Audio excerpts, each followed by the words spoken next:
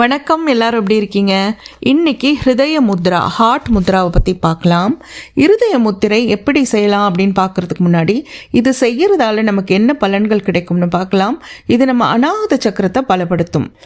பயம் போகும், பதட்டம் போகும், மற்றவர்களிடத்தில் அன்பு பெருகும், வெறுப்பு குறையும், அன்கண்டிஷனல் லவ் அண்ட் கம்பேஷன், இரக்கம் அது வரும். நம்ம இதயத்துக்கு இது ரொம்ப நல்லது. ஹார்ட் மசில்ஸை வலுப்படுத்தும். ஆனால் இது நீங்கள் எடுத்துக்கிற மெடிக்கல் ட்ரீட்மெண்ட் மற்றும் மருந்துக்கு சப்ஸ்டிடியூட் ஆகாது. அது கூடவே முத்திரைகளும் செய்யலாம். நீங்கள் எடுக்கிற ட்ரீட்மெண்ட்டோடு சேர்ந்து இந்த முத்திரைகள் செய்யலாம். மனதளவில் நிம்மதி ஏற்படும். இது எப்படி செய்யணும்னா, இங்கே படத்தில் பார்க்குற மாதிரி உங்கள் ஆள்காட்டி விரலோட நுனிய கட்ட விரலோட அடி அந்த பேஸை தொடணும். மெல்ல தான் செய்யணும், அழுத்தக்கூடாது.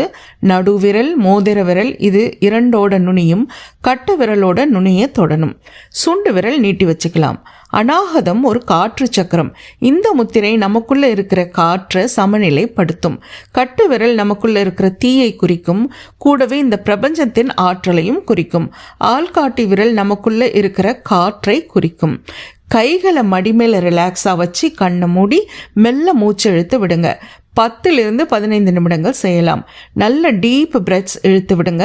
இந்த முத்திரையை பிடிச்சு தியானமும் செய்யலாம்.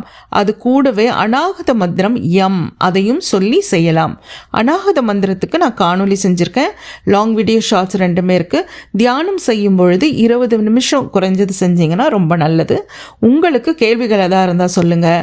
கருத்துக்களை பதிவிடுங்க. லைக் பண்ணுங்கள், ஷேர் பண்ணுங்கள், சப்ஸ்கிரைப் பண்ணுங்கள். நான் உங்களை அடுத்த காணொலியில் சந்திக்கிறேன்.